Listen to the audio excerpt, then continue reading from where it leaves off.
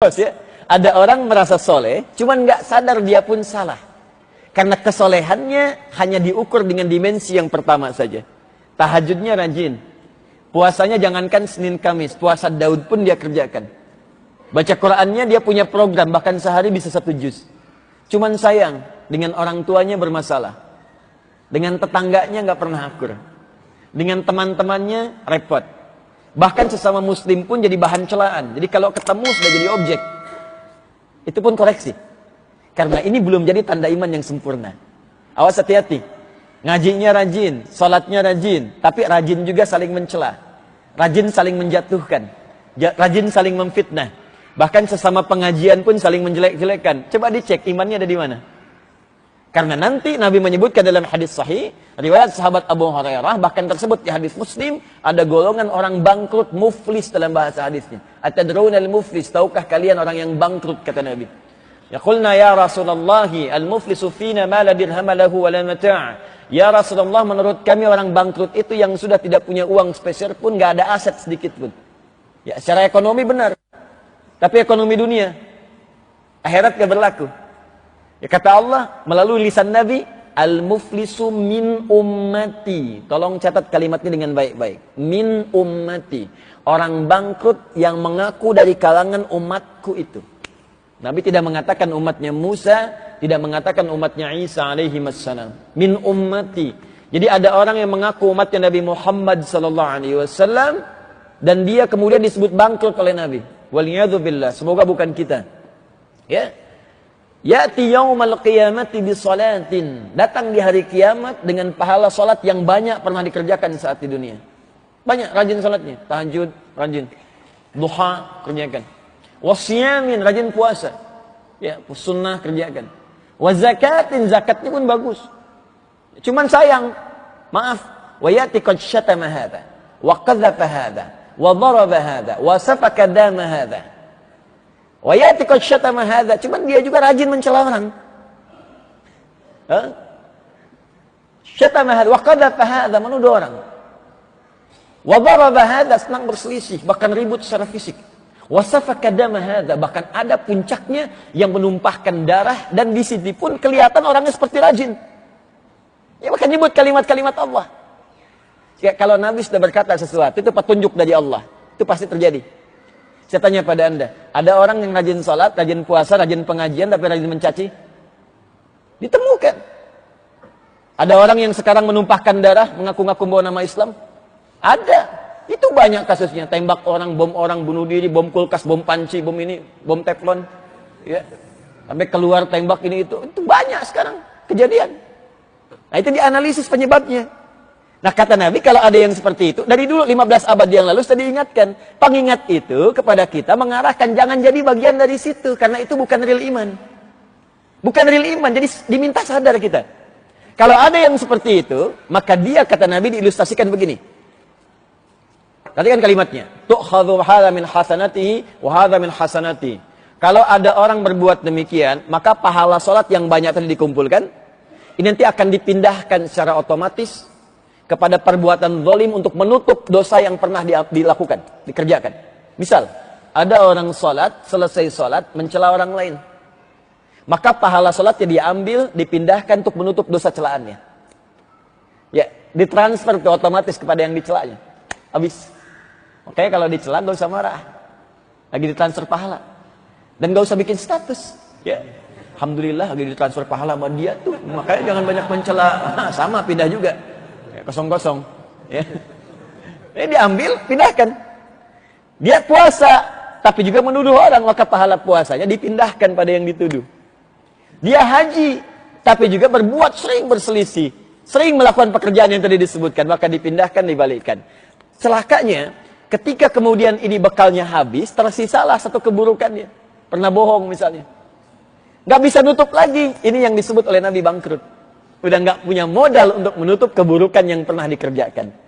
Ya, makanya tutup ini dengan bertobat, tingkatkan yang ini dengan meningkatkan amal soleh. Makanya saya sering katakan Allah sangat mencintai pelaku maksiat yang mau tobat dibandingkan orang soleh yang tidak pernah merasa salah. Nah, kalau sudah seperti itu diingatkan oleh imam kita tadi. Afaman kana mu'mina. Kenapa kamu nggak pilih orang beriman? Nggak sama dengan orang yang ingkar. Ya, coba dilihat lagi, perbaiki hubungan kita sebelum pulang. Nah, ada waktunya pasti tiba akan pulang. Sudah pasti akan tiba waktunya pulang. Makanya di dunia pun diingatkan, habis ini pulang. Nggak ada yang terus-terusan di masjid. Silakan cek siapa yang tinggal terus-terusan di masjid. Nggak ada, pasti habis ini pulang. Ya, itu cuma contoh aja. Pulang kerja, pulang. Kan disebut pulang, pulang, pulang. Mau kemana? Pulang. Mau kemana? Pulang. Dilatih dengan pulang-pulang kebiasaan untuk membiasakan dia sadar akan pulang betulan. Itu kembali kepada Allah. Puncaknya meninggalkan dunia. Kannya dibuang, disingkat meninggal dunia. Dunia ditinggalkan semua. Sekarang kan pulangnya ke dunia-dunia. Ya, Anda pulang kemana? Jakarta, dunia juga. Pulang kemana? Papua, dunia juga. Nanti meninggalkan dunia. Dunia sudah nggak diisi lagi. Pulang seterusnya. Maka apa yang dibawa ke hadapan Allah Subhanahu wa taala? Cek sampai hari dia dengan orang tua, dengan pasangan hidup di rumah, dengan keluarga, anak-anak, dengan tetangga, kerabat, dan lepaskan semua beban itu sehingga ketika rohnya pulang dalam keadaan yang enak, tenang, saking tenangnya karena nggak merasa punya beban. Anda jangankan pulang ke rahmatullah, pulang ke rumah aja kalau ada beban nggak enak pulang. Anda di pekerjaan tuh nggak ada yang dibawa ke rumah nggak enak pulang kan? Anda mau mudik nih. Nggak ada bekal, nggak enak pulang. Anda orang Jawa, tinggal di Bekasi, tapi nggak ada bekal, nggak enak pulang. Tinggal, kenapa Pak? Nggak ada bekal. Tapi kalau bekal Anda ada, enak tuh. Pakai motor bebek, bekal singa di belakang. Pakai dus, pelepah pisang, makan macam, ditulisin. Santai aja pulang. Ya, kenapa? Ada bekal. Makanya bikin tenang jiwa kita ketika pulang perasaan enak, panggilannya pun tenang.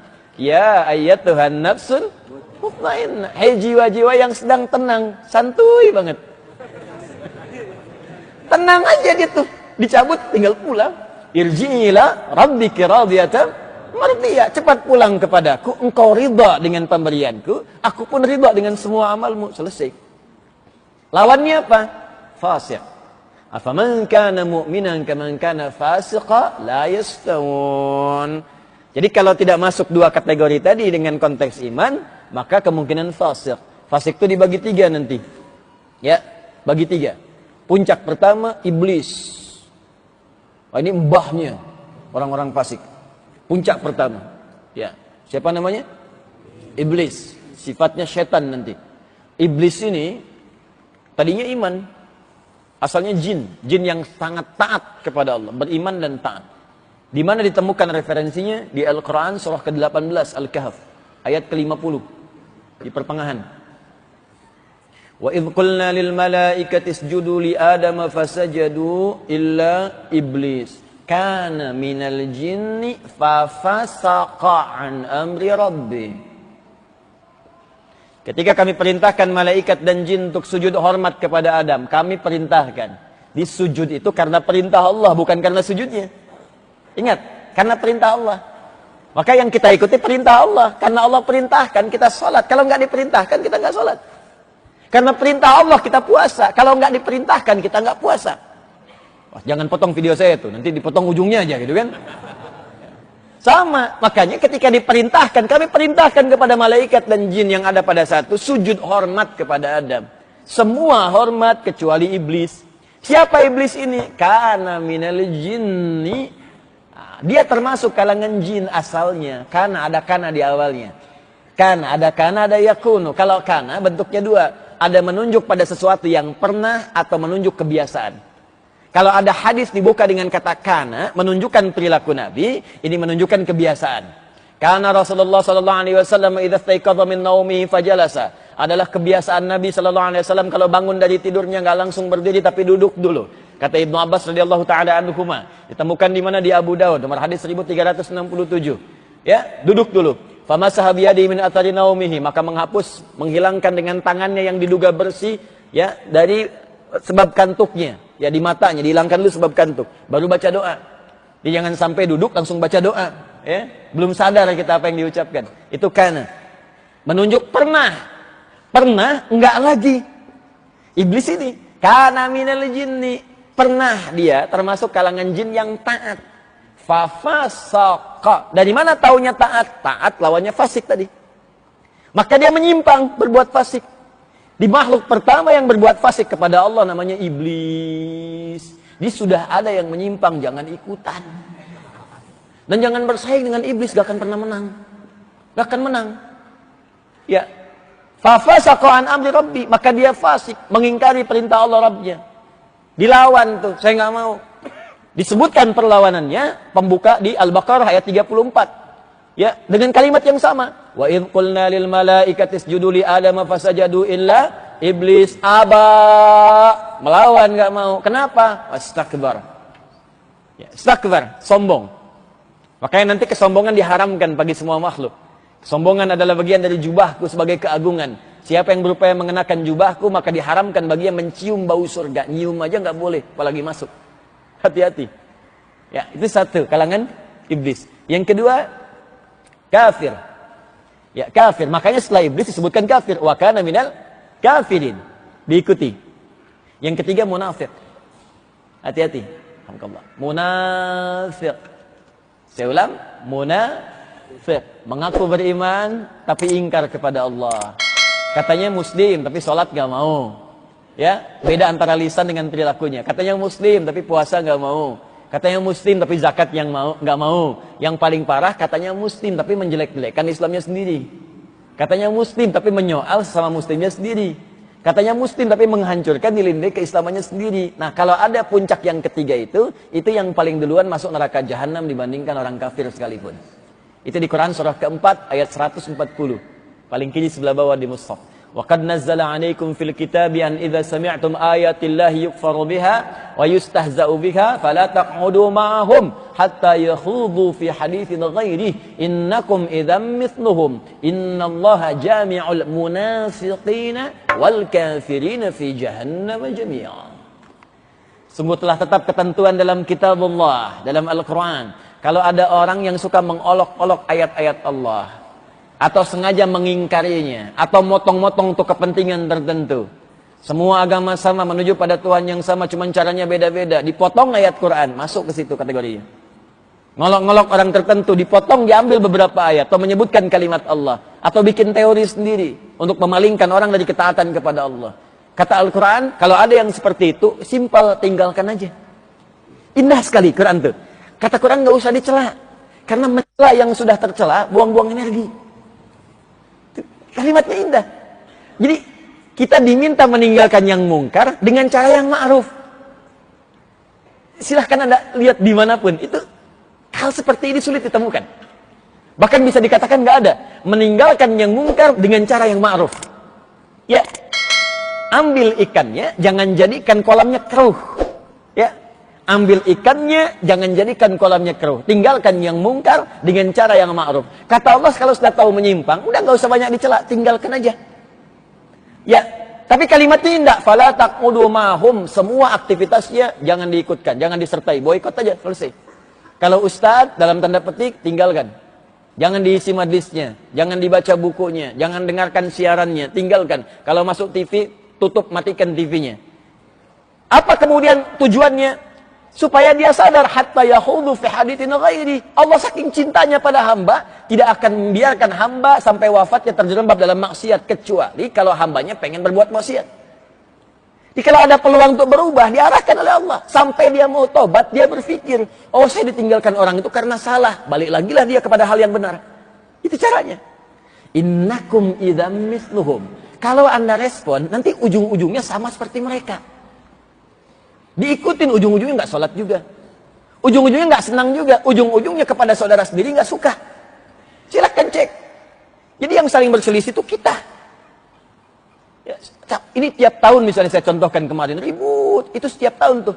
Hukum mengucapkan selamat kepada ibadah di orang lain. Selamat kepada di tahun orang lain. Atau kepercayaan yang lain. Tiap tahun kan diributkan. Cuman yang merayakannya aja biasa-biasa aja. Kenapa yang ributnya orang Islam? Coba silakan renungkan dengan jernih. Kita bertetangga biasa, saling menghormati biasa, bercanda biasa, kadang-kadang lari bareng-bareng, makanan dimasak saling ditukar, gak ada masalah. Kenapa tiap tahun harus kemudian ribut? Yang ribut pun bukan orang yang kemudian melakukannya. Aneh itu. Coba direnungkan lagi. Ya, ada sesuatu yang harus diperbaiki. Nah, yang terakhir, Kalau kemudian orang-orang ini tidak tobat, maka kata Allah, orang golongan ini yang pertama masuk ke dalam neraka, nerakanya spesial Jahannam. Ya, Jahannama jami'a, dimasukkan ke dalam Jahannam dan tidak akan pernah keluar dari situ. Karena itu penting kita kemudian untuk belajar, mencari ilmu yang baik supaya mengetahui bagaimana cara mengaplikasikan iman dengan dua nilai tadi.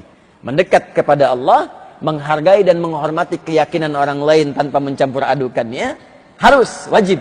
Bahkan memaksa orang pun mengajak kepada Islam, dipaksa itu dosa hukumnya. Cuma ada di Quran. La ikraha fid din. Lakum dinukum. Maka hormati. Kalau ada perayaan, hormati. Jangan diganggu cara menghormatinya. Jangan diganggu, jangan usil. Awas, hati-hati, jangan disakiti, tapi juga jangan diikuti. Itu bagian toleransi yang paling tinggi. Supaya apa? Datang ke sana tapi hatinya mencela. Untuk apa? Lisan mengucapkan, hati mengingkari. Kan juga nggak sinkron kan? Hah? Lisannya berkata, hatinya mengingkari, nggak sinkron. Kata Buya Hamka nggak sinkron. Ya, karena itu apa? Dijaga oleh Allah, hormati, saling menghormati, lakum dinukum waliyadin, tapi juga jangan